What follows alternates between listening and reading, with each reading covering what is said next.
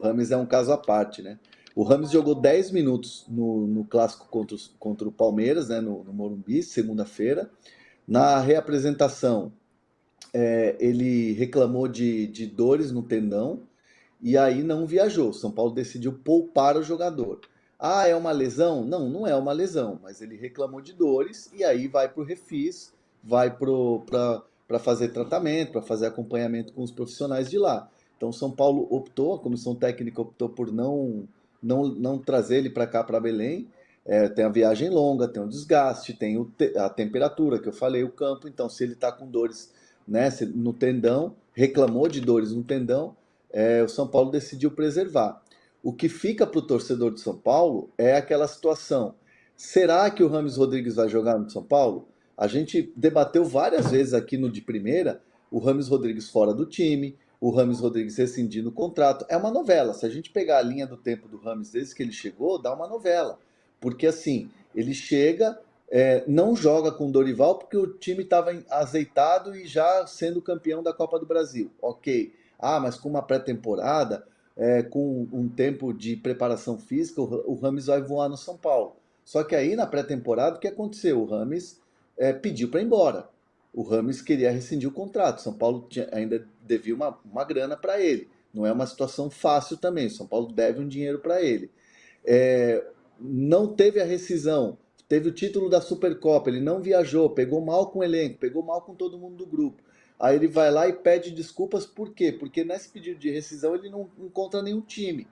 Aí ele volta. Não, agora ele vai ser o cara do time do Carpini. Aí o Carpini deu poucas oportunidades, a torcida começou a reclamar, o Carpini caiu, ele virou titular na Libertadores, porque a Libertadores ele é o protagonista, seria o cara para a vitrine, que é a seleção colombiana, a Copa América está aí, não desempenhou.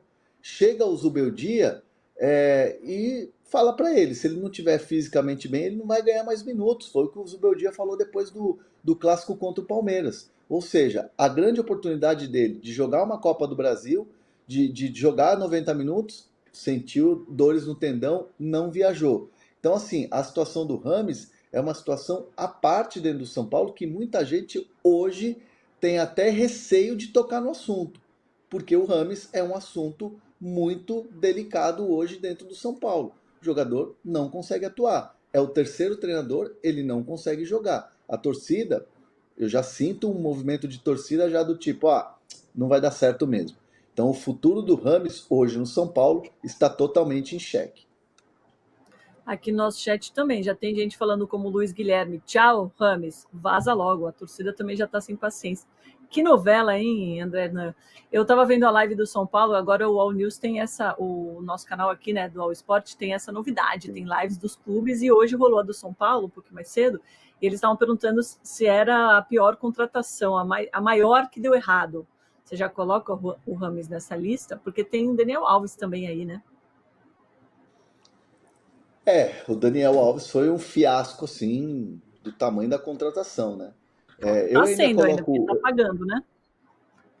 Tá pagando, diminuiu a dívida, mas está pagando, né? O São Paulo, aliás, é um detalhe interessante, só um parêntese rápido, o São Paulo deve para ele, o São Paulo deposita inclusive em juízo a pensão com a ex-mulher, porque a dívida por exemplo, se você tem, o Daniel Alves tem uma dívida, e aí se você vai cobrar o Daniel Alves, você cobra onde você sabe que tem uma dívida já que é pública, com o São Paulo. Então o São Paulo às vezes é cobrado por credores do Daniel Alves, e o São Paulo, como tem essa dívida, tem que ir lá e pagar.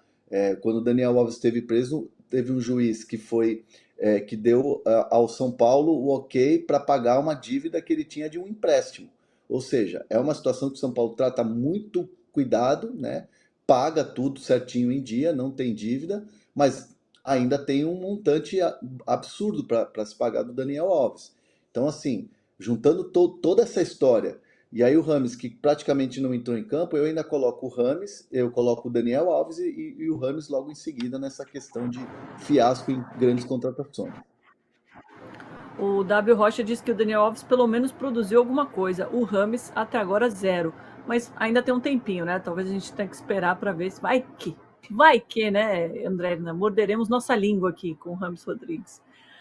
O Agora, que eu tenho de informação, o que eu tenho de informação dentro do São Paulo é abrindo a janela de transferências, né? Abrindo a janela do meio do ano, chegar uma proposta que seja boa para boa para o Rames, o São Paulo não vai segurar o Rames. Isso é informação. O São Paulo não vai segurar o Rames se aparecer uma proposta que ele tope. O São Paulo até vê assim, uma proposta que seja boa para o São Paulo. Bom para o São Paulo hoje, internamente, é não pagar um salário tão grande como o Rames e não ter essa dívida. Então, se o Rames receber no meio do ano, na janela que vai estar aberta, uma proposta que seja boa para ele, Rames, o São Paulo fala, vai com Deus. É assim que vai acontecer, porque o São Paulo vê que hoje é um assunto muito delicado. O tema Rames Rodrigues dentro do São Paulo é um tema muito delicado e vamos ver o que vai acontecer na janela. tá chegando, já já, né? Muita gente aqui no nosso chat já falando do Flamengo. O Tig tá muito bravo, mandou aqui em caixa alta, Tite, maior mentira do mundo. A Rosângela Marteletto diz que pelo semblante do Tite, ele está perdidinho. Será? Vamos colocar na nossa conversa o Igor, que esteve no jogo e tem os bastidores desse confronto. O Flamengo venceu em casa o Amazonas, gol do Pedro, só que jogou muito mal. E aí, Igor, saiu de campo muito vaiado, mas as vaias direcionadas principalmente ao Tite, né? Bom dia para você. Bom dia, Dom, bom dia, André, bom dia, pessoal que está acompanhando a gente aqui no De Primeira. Pois é, se fosse um olhar só para o resultado, né, em condições aí sem um pouco mais de profundidade e tal, o Flamengo voltou a vencer, o Pedro fez gol, o ataque está funcionando, vejam só, mas não é muito bem isso a realidade, longe disso a realidade, por sinal.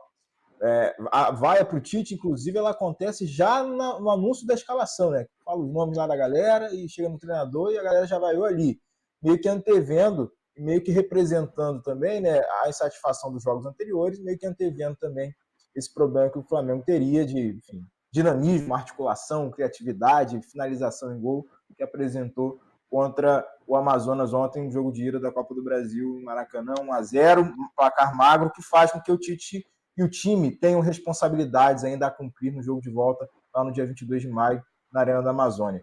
E o Tite, alvo de xingamentos, né? Eles começam isoladamente, alguns pontos da arquibancada, mas tem um pouco maior ao término da partida, diante da participação que o Flamengo não fez, um time muito parado, fica com a posse de bola, mas a torcida do Flamengo tem essa característica. Vocês estavam comentando como seria a torcida do Flamengo na Arena, Neoquímica Arena, né? A questão é que a torcida do Flamengo ela não espera o jogo acabar para protestar e mostrar insatisfação. Então, ao longo da partida, as vaias vieram, as reclamações, os apupos, né? Aquelas expressões, aquelas onomatopeias de insatisfação vieram por conta do que foi apresentado ontem. E o Tite já fica pressionado por parte da arquibancada. Oi? Isso, pode falar. A gente está vendo até o vídeo que você fez, né? E dá para ouvir bem as vaias. Vamos ouvir um pouquinho.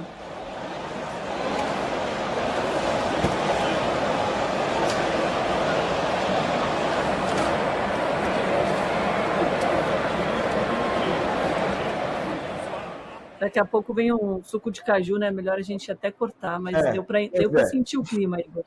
E aí o paradoxo disso tudo, né? Que era para ser uma noite, enfim, apoteótica para o Flamengo, para o Gabigol, pessoalmente, pelo retorno. A torcida estava muito com saudade dele, expressou essa saudade do Gabigol no meio disso tudo. Mas a loucura estava tão grande que, em relação a esse jogo, né? Que a torcida acabou o amor, isso aqui vai virar um inferno, enquanto o Gabigol está lá aquecendo para entrar em campo. Então, esses extremos vividos ontem e apresentados ontem pela arquibancada do Maracanã mostram também os extremos de um time que não responde já algumas partidas, enfim.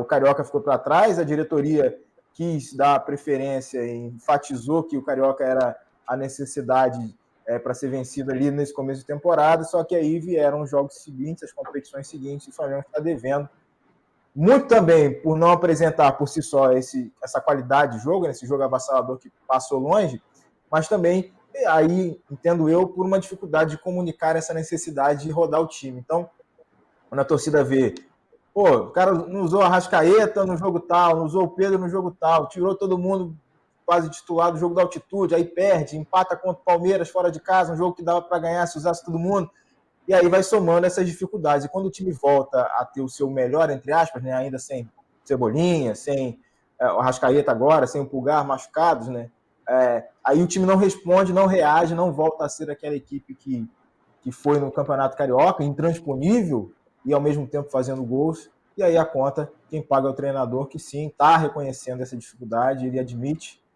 as dificuldades, os problemas do Flamengo, e diz que precisa trabalhar, né, embora respeite também as vaias que a torcida, e os xingamentos até que a torcida manifestou na arquibancada ontem, durante essa partida contra o Amazonas.